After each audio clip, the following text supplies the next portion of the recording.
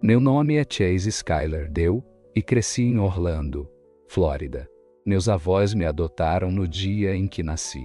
Minha mãe me teve muito jovem. Ela tinha 17 anos e meu pai biológico, bem, você sabe, não tinha nenhum interesse em estar presente.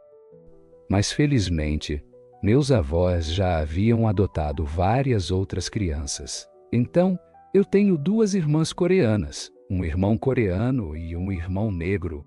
Você não pensa, sabe, que seus avós te adotaram e que seus pais são diferentes até começar a ir para a escola.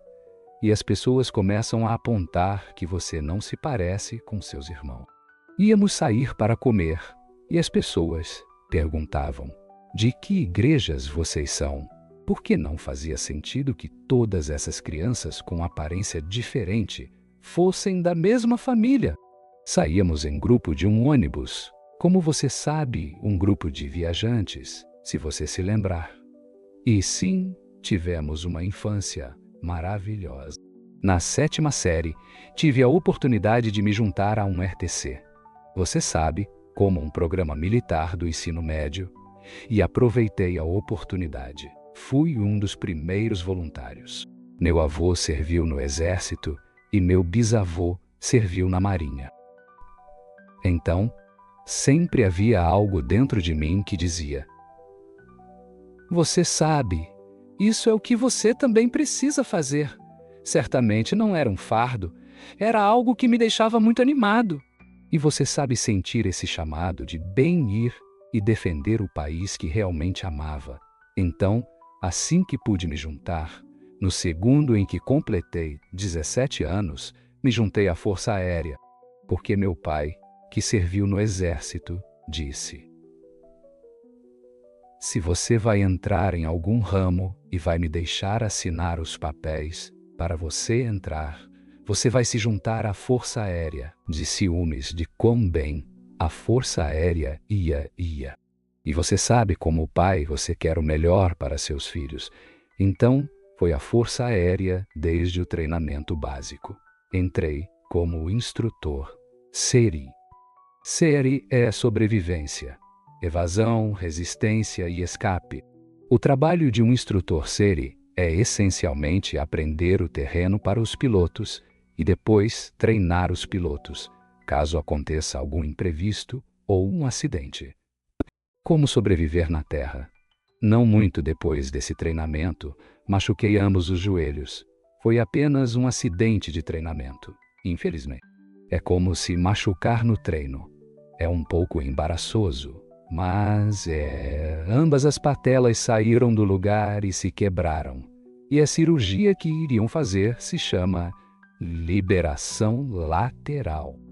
É onde colocam as patelas de volta no lugar. Olhando para trás, agora eu provavelmente poderia ter passado pela reabilitação sem cirurgia e continuado fazendo meu trabalho original. Mas o cirurgião da Força Aérea disse que a cirurgia era a melhor opção naquele momento. E, infelizmente, a cirurgia no joelho não foi um sucesso. Até aquele momento eu tinha um objetivo claro do que queria para a minha vida e o que esperava dela. Sabe, 20 anos no exército, e uma vez que a lesão no joelho aconteceu, minhas metas e minha visão para a vida começaram a desmoronar. Foi catastrófico para mim. Eu não sabia o que fazer e comecei a sentir muito medo e a ficar muito nervoso. Meus amigos estavam preocupados comigo só porque eu sentia que minha vida estava desmoronando. Começa esse processo de aposentadoria onde te dizem: sabe, seu corpo já não é mais bom o suficiente para permanecer no exército. E é um processo longo. Durante esse tempo, comecei a chegar atrasado.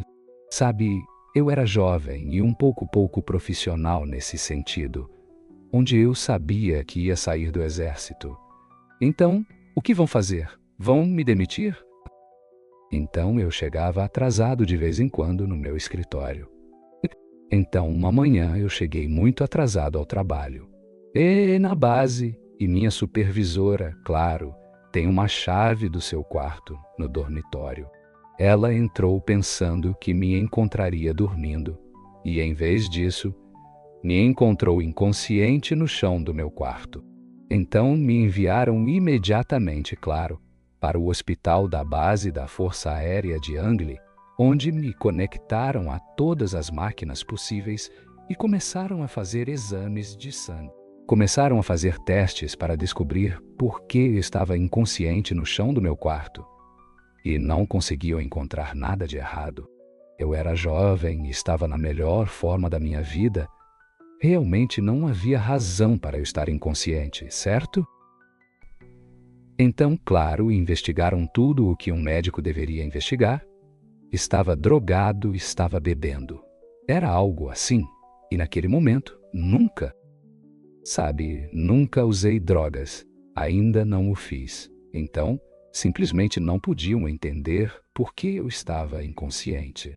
Então, a enfermeira disse: "Vamos fazer mais alguns exames. Vamos fazer uma radiografia de tórax e se não encontrarmos nada, então vamos te enviar de volta para casa. Simplesmente, você sabe, não há razão para você continuar aqui." Quando ela ajustou meu acesso intravenoso e saiu do quarto, a partir desse momento, tudo mudou. Eu ouvi o alarme começar a tocar e foi como algo saído de um filme ou programa de TV, onde os alarmes estão tocando e minha visão começa a ir para a esquerda, para a direita e as coisas ficam embaçadas. Simplesmente não parecia real. As enfermeiras e médicos começaram a entrar correndo. Eu estava no final do corredor. Você sabe, no meu quarto do hospital.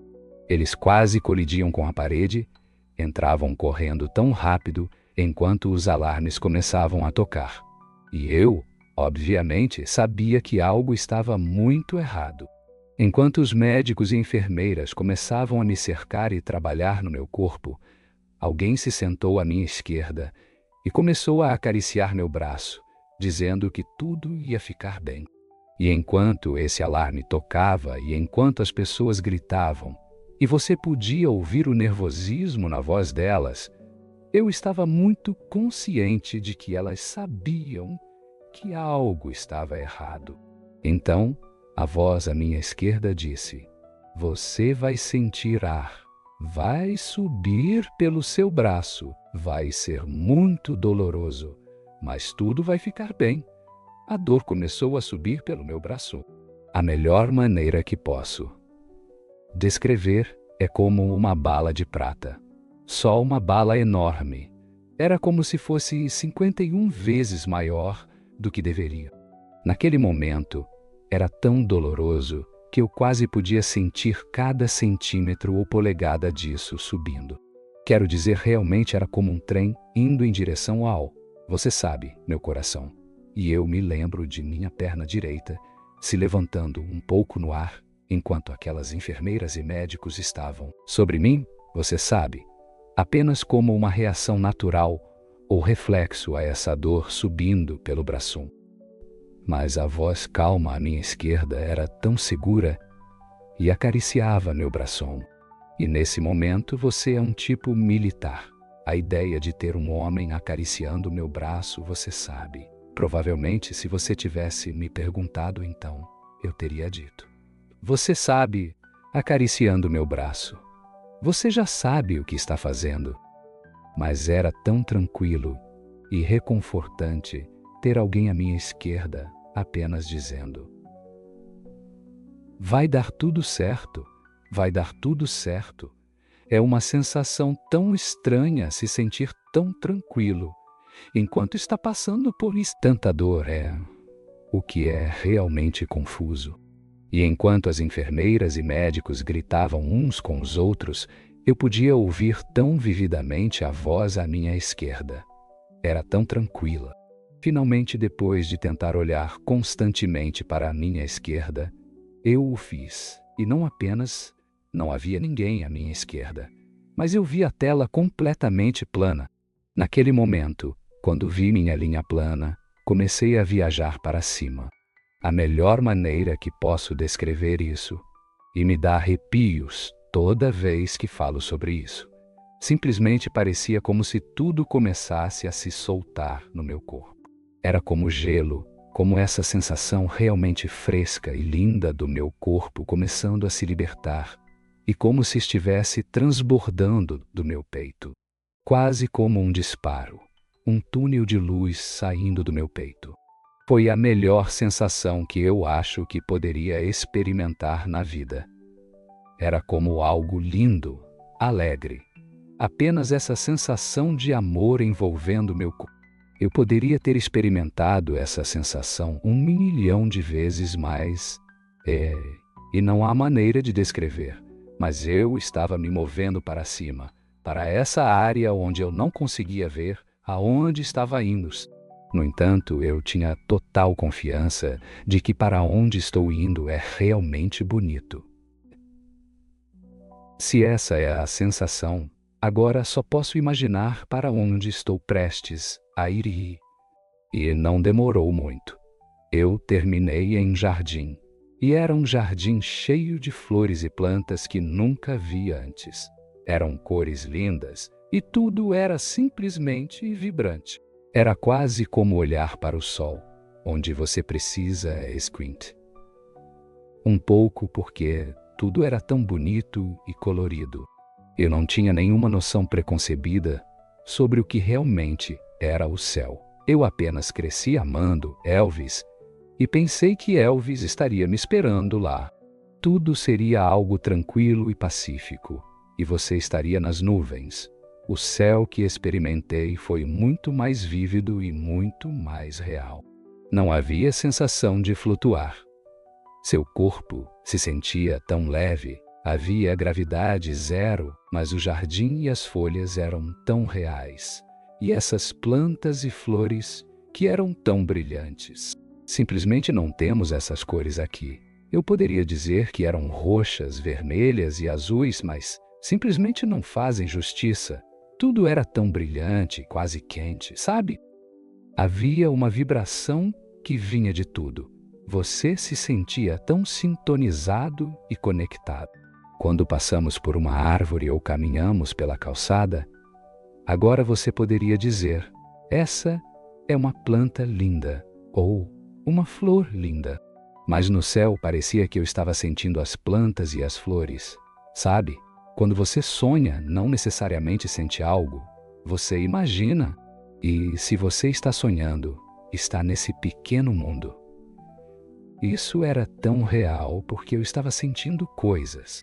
Senti os grãos de terra entre os meus dedos dos pés e eu odeio estar descalço. Então, foi uma lembrança vívida para mim. Eu realmente podia sentir a terra em meus pés. E diante de mim, vi um cavaleiro com uma túnica que estava perseguindo uma criança pequena de uns 3 ou 4 anos. Um garotinho loiro de cabelo cacheado. A criança corria à frente olhando para trás, estava sendo travesso, enquanto eu assistia a criança correr. Apenas observava essa linda interação. Quase como pai e filho, via aquele garotinho tão feliz, desfrutando a vida de maneira tão pura, até que eu me aproximei. Então, você olha para baixo e diz: "Oh, meu Deus, esse sou eu!" Esqueci que tinha cabelo loiro e cacheado, que costumava ser tão feliz e rir o tempo todo, sorrindo constantemente quando era criança. Crescendo, não importava o que estava acontecendo ao meu redor. Eu sempre fui uma criança feliz. E acho que tinha esquecido disso. Naquele momento, quando eu tinha 19 anos, estava levando a vida tão a sério. Estava tão preocupado com a carreira, o exército e todas essas coisas. Eu tinha esquecido como ser aquele pequeno garoto feliz. Então, isso foi um lindo lembrete de como eu costumava ser. Enquanto observava o homem se virar para mim, soube imediatamente que era Jesus. Também devo dizer que Jesus não se parecia como eu pensei que ele pareceria. Mas eu tinha tanta certeza de que era ele. Ele tinha cabelo curto e castanho, olhos verdes penetrantes e o sorriso mais largo possível. Mas ao crescer, você vê um homem com, sabe, cabelo longo e loiro, muitas vezes. Esse homem era apenas um homem saudável e pacífico, com uma túnica. Mas tão certo quanto você está de que é sua mão esquerda e sua mão direita, e você se olha no espelho e sabe que é você, eu sabia que era Jesus. Naquele momento, Jesus se virou para mim e basicamente me mostrou: isso é o que sua vida deveria ser, espalhando luz, amor e risadas, quase como um lembrete de que você esteve aqui. Você sabe isso, como você esqueceu, mas você sempre soube sobre as alegrias da vida, sobre encontrar qualquer motivo para sorrir durante o dia. Este é um lembrete de que você está levando a vida muito a sério. Naquele momento, na Força Aérea, eu realmente pensei que minha vida havia acabado. Tudo o que eu havia treinado, esperado e imaginado para minha vida estava terminado. E aquela conversa sozinha foi suficiente para eu dizer: está bem, estou focando em todas as coisas erradas. Aqui estou focando em uma carreira. Estou focando em dinheiro. Estou focando em garantir que eu possa pagar um carro quando, na verdade, no final do dia, nada disso importa. O que importa é sentir-se realizado e sentir que eu devolvi ao mundo, fazer as pessoas sorrirem. E foi uma grande lição. Isso é o que a vida deveria ser. Sempre se espera que você encontre alegria, riso e felicidade. E ficamos lá por bastante tempo. Eu não poderia dizer se foram 5 minutos. Não poderia dizer se foram 5 horas. Foi tempo suficiente para adquirir tanto conhecimento que eu sentia que já sabia. Mas era um relacionamento tão amigável que parecia que eu já havia passado muito tempo com eles no passado. E antes que eu percebesse, ele fez uma brincadeira e sorriu e disse: você sabe, você tem que voltar. E eu não discuti. Eu disse: sim, eu sei, foi um lembrete de que eu estive aqui várias vezes. Talvez não tão dramático quanto uma experiência próxima da morte ou estar em linha reta, mas eu estive lá tantas vezes que foi apenas, você sabe, melhor do que você sabia. Não pode ficar aqui por muito tempo. Você sabe, você tem que voltar. E eu disse: está bem, eu entendo. Foi algo muito brincalhão, amigável, como se você estivesse se despedindo de um amigo. Você sabe que já o viu antes e vai vê-lo de novo. Então você apenas está dizendo adeus por enquanto. E foi muito pacífico. Não havia nenhuma parte do meu corpo que dissesse que queria ficar. Era como, você sabe, passar tempo com um amigo. E sabe que precisa voltar para casa. Antes de voltar para casa, novamente, você sabe. E simplesmente sentia que estava tão entendido que eu tinha muito mais a fazer. E antes que eu percebesse, estava de volta ao meu corpo, em uma cidade diferente, fora da base. Então, a Força Aérea, durante esse tempo, me havia enviado para fora da base para Hampton, Virgínia, para um hospital diferente, para que me declarassem morto.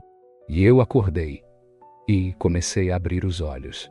E claro, naquele momento, você sabe, quando está tendo o melhor sonho, você pensa, sabe, você acha que é um sonho. Fecha os olhos para voltar e abre os olhos de novo. Diz: não posso voltar agora. Meus olhos estavam abertos e meu corpo se sentia completamente normal. Não sentia dor no peito. Obviamente a confusão tinha se instalado. Eu não estava no mesmo quarto onde morri. As pessoas que passavam pelo corredor não estavam com uniformes militares. Então estava muito claro que eu não estava mais na base. Não demorou muito para que uma enfermeira aparecesse. Sabe, eu disse: oi. Ela parecia nervosa e disse: vou buscar um médico, e saiu, correu, e o médico voltou. Ele disse: não sei o que te dizer. Mas vamos te enviar de volta para a Força Aérea, e eles podem fazer o que quiserem com você. Isso foi tudo. Eu tive a oportunidade de ligar para um amigo e conversei ao telefone com eles. Disse: acabei de morrer. Você pode vir me buscar do hospital? E eles disseram: claro. Fizemos o que toda pessoa que morre e volta faz. Fomos ao Chick-fil-A. Suponho que a morte me deu muita fome.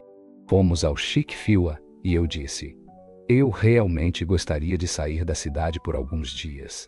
Estava realmente confuso e não queria voltar e sentar no mesmo quarto que estava. Fomos a Washington, D.C. por alguns dias, vimos todos os monumentos e tiramos fotos. Durante esse tempo, meu braço esquerdo estava completamente preto e azul. As contusões eram tão graves por causa do ar que subiu para o meu coração.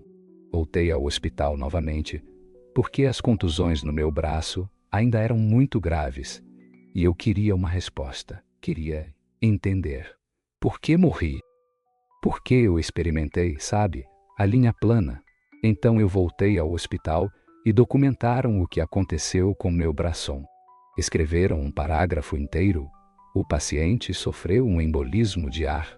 Isso é quando o ar sobe para o seu coração. Parece que a enfermeira acidentalmente deixou o ar passar pela intravenosa que estava, sabe, em uma das minhas veias principais, e acidentalmente me colocou em linha reta. Mas as enfermeiras e médicos, também não conseguiam entender isso. Não sei quantas pessoas que viram em linha reta sobreviveram. Então, nunca houve realmente uma conversa honesta com a equipe médica. Isso é exatamente o que aconteceu com você e não conseguimos entender. Como você ainda está aqui?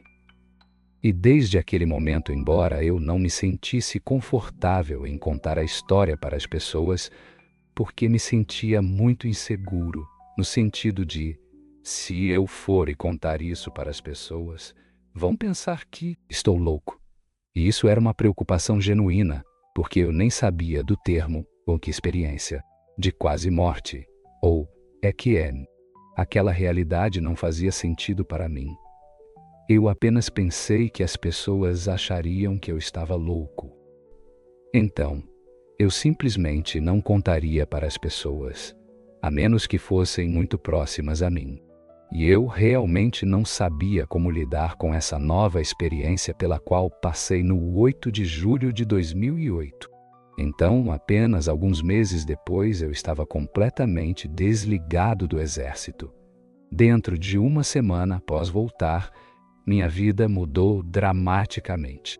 Qualquer coisa que eu achasse divertida enquanto crescia, ou qualquer coisa que me interessasse, eu pensava: vou fazer isso agora. Entrei em um clube de breakdance em uma universidade local na qual eu nem ia. Acabei fazendo stand-up comedy por um tempo, me envolvi em fotografia e consegui fotografar casamentos.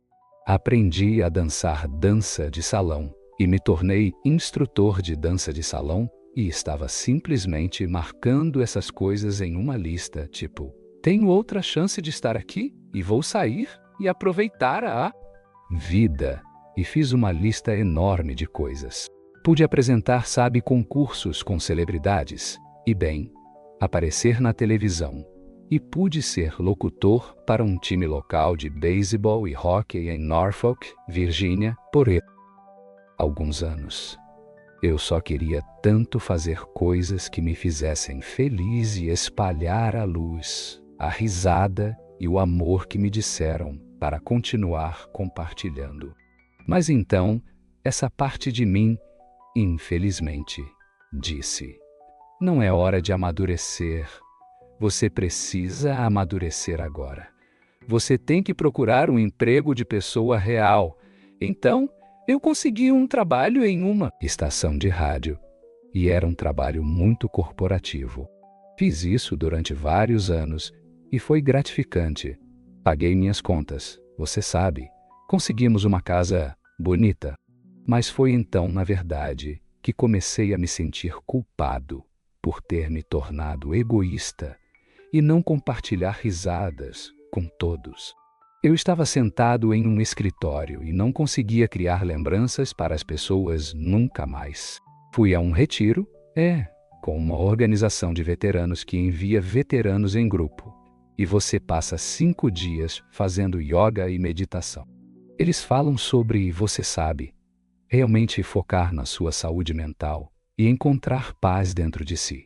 Nunca tinha meditado de verdade. Nunca tinha feito yoga antes. Um grupo de veteranos homens, você sabe, fazendo yoga. Claro, todos na hora talvez revirassem os olhos, mas no final dos 5 dias, parecia que tinha sido o momento mais feliz da minha vida. Então eu voltei, e minha esposa imediatamente poucos minutos depois de me ver. Naquela sexta-feira à tarde, disse, você é uma pessoa diferente. Você parece tão relaxado. E durante aquele período, eu estava tão focado no meu trabalho corporativo de ser um executivo sério, e ela disse, você mudou. Sabe, você simplesmente parece tão feliz consigo mesmo. E naquele momento, comecei a me perguntar de novo, qual é o meu propósito? Por que estou aqui? Realmente comecei a lembrar da minha experiência de quase morte. E em 1 ou 2 dias, comecei a sentir que meu corpo mudava completamente. Fiquei muito consciente do meu entorno. E acho que só fazer a meditação, yoga e exercícios de respiração relaxou tanto minha mente que eu pude realmente olhar para o mundo exterior. Ter uma melhor compreensão de como poderia ajudar. Comecei a perceber que tinha dons que talvez não eram tão comuns como eu pensava. Comecei a sentir verdadeiramente as emoções de todos ao meu redor. A intuição ficou mais forte, e eu estava tão consciente de se outras pessoas ao meu redor, completos estranhos, estavam sofrendo naquele momento. Senti essa carga de preciso consertar todos ao meu redor. Tenho que curar todos do seu sofrimento e tentar trazer qualquer tipo de energia positiva que eu puder para eles, para tentar ajudá-los a superar essa dor. Se eles estão tristes e estão perto de mim, agora é meu trabalho. É meu trabalho ajudá-los a não passar por isso. Eu realmente comecei a aceitá-lo e a entender que esta é a nova realidade de algumas das coisas que posso oferecer ao mundo. Minha avó estava no hospital. Fiquei sabendo e comecei a orar de verdade, a fazer o que sei. É uma sensação dentro de mim, como se estivesse no meu peito ou no meu coração, onde posso estender minhas mãos para fora e orar por um pouco menos de dor. Eu sei que não posso curar completamente a todos, mas estava apenas orando por um pouco menos de dor para ela e um pouco menos de sofrimento. Antes que eu percebesse, comecei a sentir um formigamento nas palmas das minhas mãos. Eu olhei para baixo, coloquei minhas mãos para baixo e olhei para baixo novamente. E então, na próxima coisa que sei, tenho marcas realmente visíveis em ambas as palmas das minhas mãos. Mas eu soube imediatamente. Está tudo bem. Isso está me assustando um pouco. Mostrei para minha esposa e tirei uma foto disso porque disse, preciso documentar isso. E talvez mostrar para alguém em quem confio.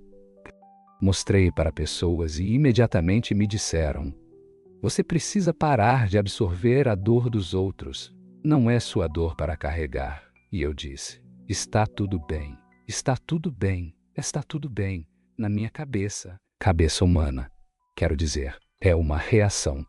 É só que está acontecendo no meu corpo, como ter uma erupção na pele do seu antebraço. Mas começaram a aparecer apenas em momentos em que eu realmente estava tentando ajudar alguém ao meu redor. Então, não é uma experiência dolorosa de jeito nenhum. É uma experiência pacífica. Posso sentir fisicamente, dentro das minhas mãos, como se uma energia estivesse vindo apenas daquela parte da minha mão. Eu estava em um avião e acho que estava completamente silencioso dentro do avião. Eu nunca consegui dormir em um avião e apenas senti essa presença que imediatamente me atingiu no peito. Foi como quem é, sabe? E eu soube que era Jesus. De novo, apenas tivemos essa troca de sabe, ei, você está no caminho certo, mas cuide-se. Se você descarregar sua bateria, não vai conseguir ajudar ninguém. As pessoas tenham uma experiência humana. Você não pode absorver a dor de todos, porque algumas pessoas precisam experimentar essa dor. E isso foi profundo para mim, mas também foi realmente difícil. Foi um lembrete de que não posso tentar curar todos que acredito estarem sofrendo, porque então também vou sofrer. Ainda tenho que permitir que as pessoas experimentem este mundo humano em que estamos, e não é meu trabalho intervir continuamente na vida das pessoas. Ficaria muito claro quando tivesse a oportunidade de curar as pessoas. Isso é bem recente. Isso aconteceu nos últimos meses. Agora estou tentando entender. Como usar meus dons sem interferir na vida das pessoas. É difícil vivenciar o que eu experimentei e não voltar como uma pessoa diferente. Sorrir e rir é algo tão fácil. É de graça. É como respirar, não é? Como podemos respirar de graça? Podemos orar de graça. Podemos encontrar alegrias em tudo. E estamos vivendo em um mundo agora onde parece que estamos tão separados. Passo pela parada de ônibus que frequentava quando criança quase diariamente e tenho grandes lembranças da infância, rindo e brincando antes da escola. Hoje em dia, as crianças estão todas a 3 metros de distância umas das outras, em seus telefones. E isso é difícil de ver. Para mim, sorrir, rir e estar perto das pessoas é o que eu considero a melhor medicina para nós.